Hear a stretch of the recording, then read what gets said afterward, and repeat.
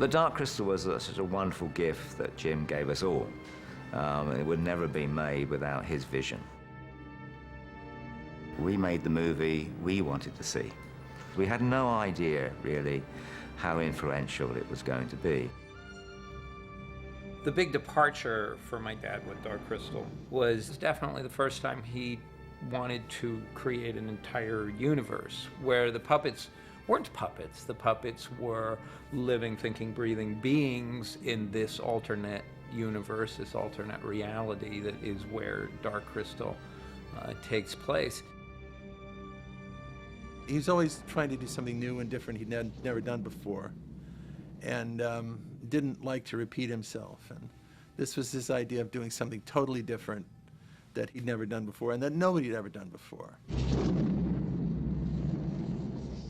Another world, another time, in the age of wonder. 1,000 years ago, this land was green and good, until the crystal cracked. Jim's initial idea, the thing that sparked off Dark Crystal, was seeing a book in which it was a children's book that had crocodiles living in a palace. And he liked the idea of these disgusting creatures living in something palatial.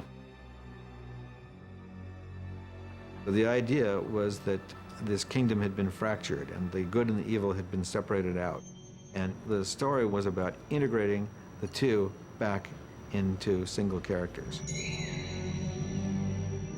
Jim called me up and said, "I've got this fantasy film. I wonder if you'd be interested in being involved."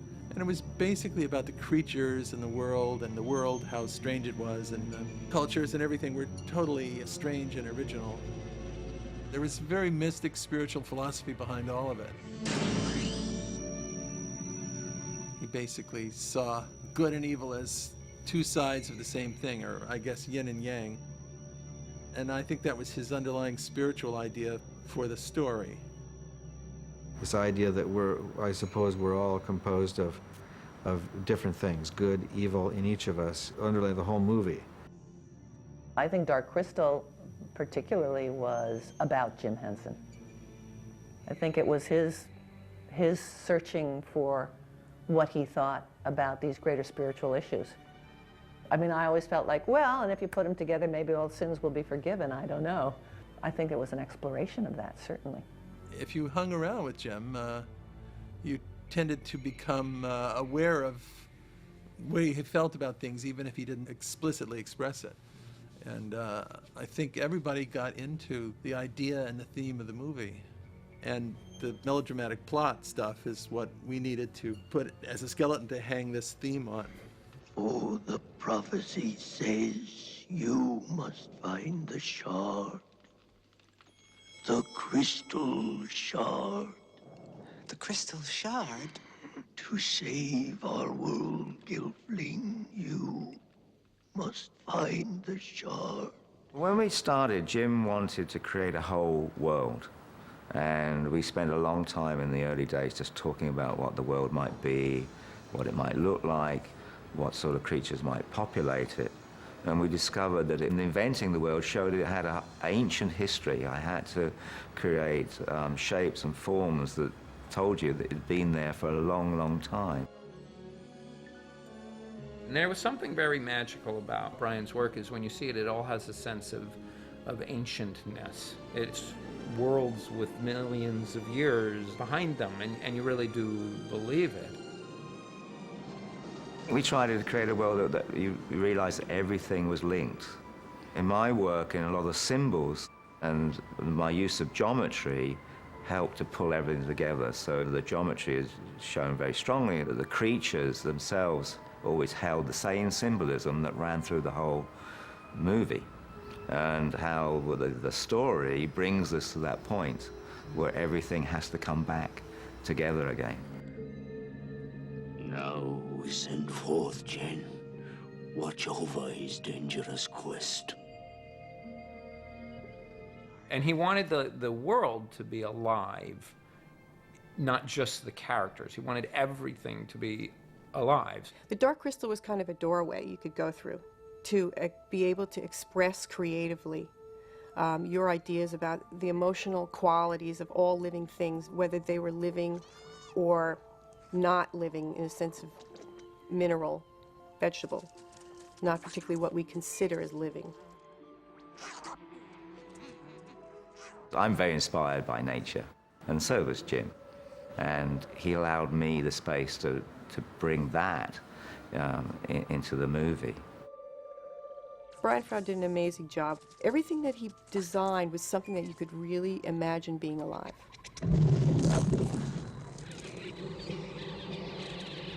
Some of them didn't really look like any other thing that exists, but yet somehow they did seem like something that could easily be alive if you saw one.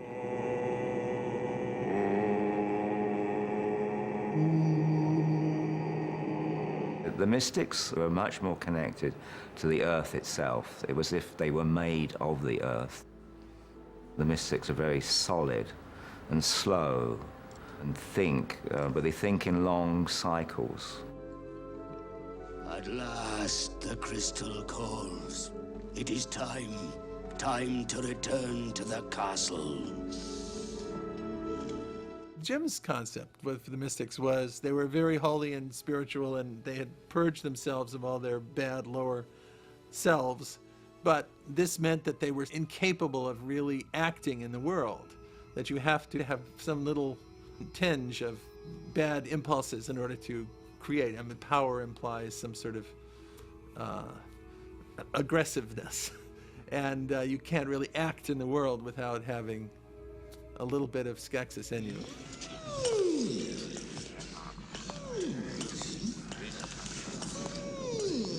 Quiet! The Skeksis started out with these drawings of crocodiles wearing jewelry.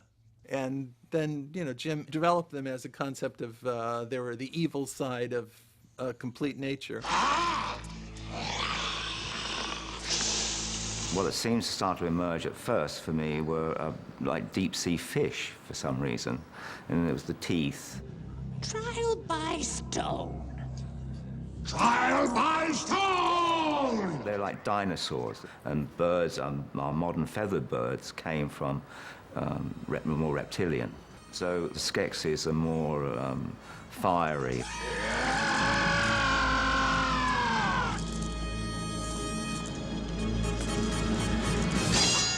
They took each one of these Skeksis and they were looking at the colors they wore. Everything they wore symbolized sort of their mental process of their particular personality as a Skeksis. Stuff the audience only gets subliminally. I'm not going to say they don't know it. You know it, you just don't know you know it.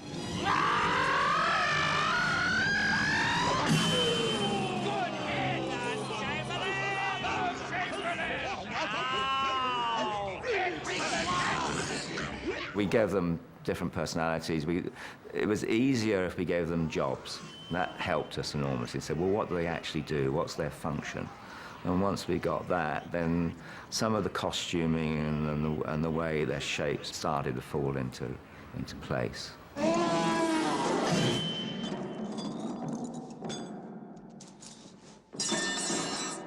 Me, the Emperor! In our idea of them being split up, we were saying, but one is not better than the other. They both have their strengths and they both have their weaknesses. Now, by the law, he must pay.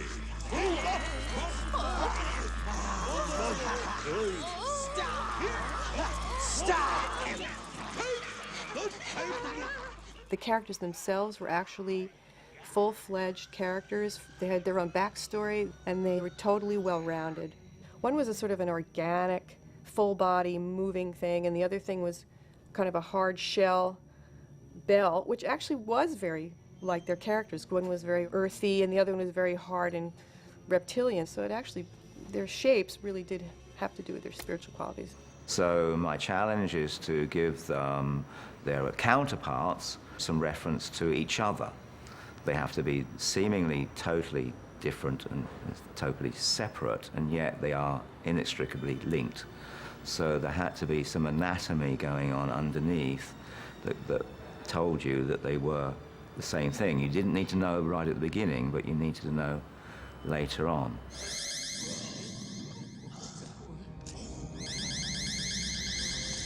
This one, the crystal.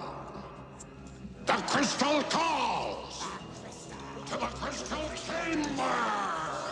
Jim and Frank Oz just loved developing these ideas because they're both men that love monsters. They just love monsters. So it was my task to give them a jolly good monster.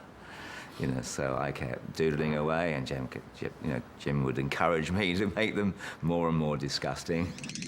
Arthim soldiers, find the Gelfling!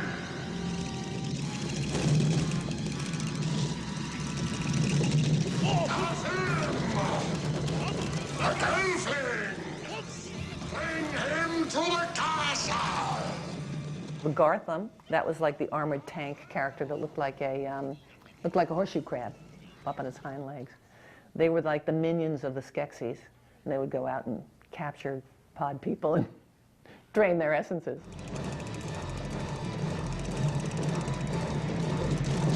I discovered lobster dinners. If you look at the movie, you can see a big influence of lobsters and crustacean in that. And it started throughout the feel of the incrustation of these characters.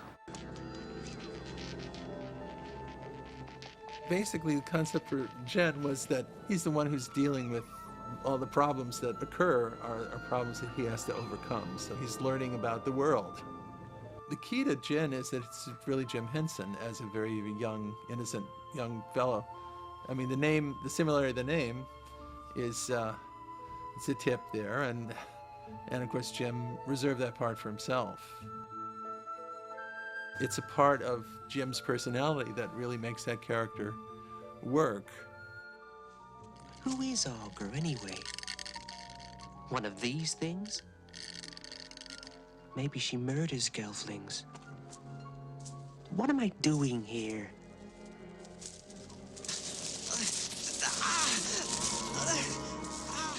Augur was this monster woman witch character that gives Jen the advice on what he needs to do and where he needs to go. She took her eye out. I looked around, yeah. Start it! Start it! The Gelfling reached. Augur is very much of the earth itself. She is a product of the landscape. I mean, she is the landscape almost personified. So the way she looks and feels is connected to rocks and her whole wrinkles to do with maybe trees or rock carvings. She is so ancient. She really relates to a lot of those images of the mother goddess, you know, the earth mother. So she is the wisdom of the earth itself. You want to know what this is all about? Is that it, Gelfling? You don't know? You've never looked at the heavens. Everything in the heavens is here, moving as the heavens move. This is how to know when. That's what. Suns, moons, stars. Yes, the angle of eternity. That's how I know it's coming. And it was very intriguing to create a character that seems to know so much, but she's ambivalent. You know, you don't know, the great thing about her, you don't know whether to trust her or not. We never really know which side she's on. And maybe she doesn't know, but she's there in the working out of it. Questions, too many questions. You want a shard? Here.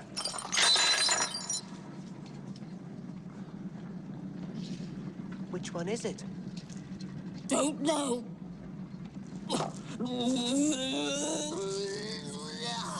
Don't know. Ha. Listen, Gelfling. There is much to be learned, and you have no time. The Gelflings are really our representatives in the movie. They're the most human of the lot. It's like when I paint a picture of fairies and of creatures, I usually put something very, very real in the middle of it. So this is our touchstone. As the viewer, we understand this thing. And now when we take people into the stranger areas, and Dark Crystal got very strange at times, we still have a safe haven of the Gelflings, because they take us on the journey through the film and through the adventure.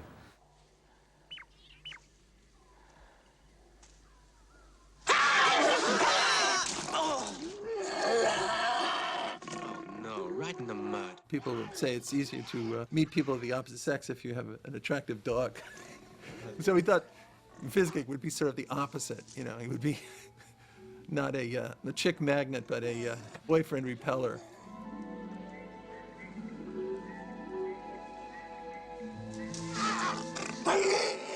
Well, I also played a character called Fizzgig, who was like a little pet, who had a ferocious set of teeth that could emerge at any moment when he lost his temper. Corvier. Huh? What cruda? You, Gelfling? Like me? Well, yes. But I thought I was the only one.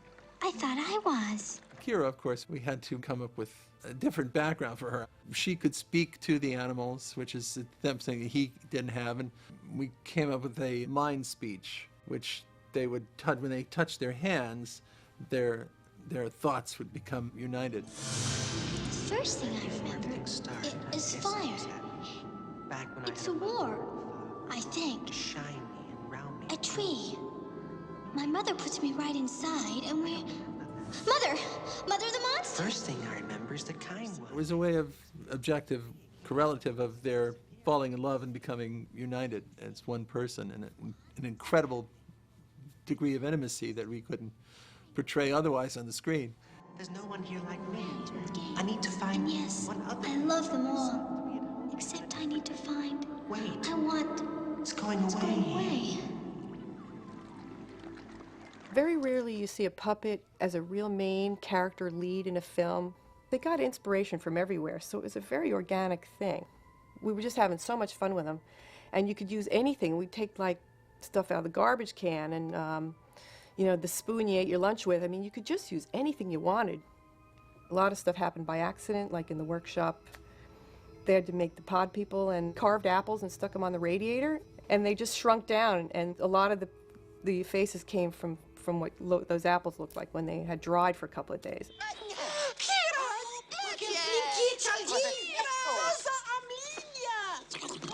Envoyez Jen. Podlings were so much fun, I mean, to do. We just had a whale of a time creating them and their costumes and what they did.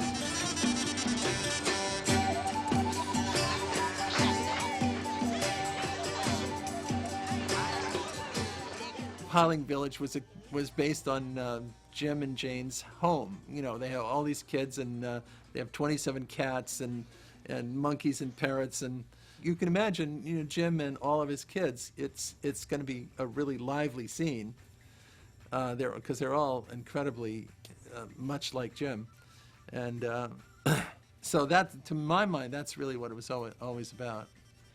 It was home with the family, home with the Hensons.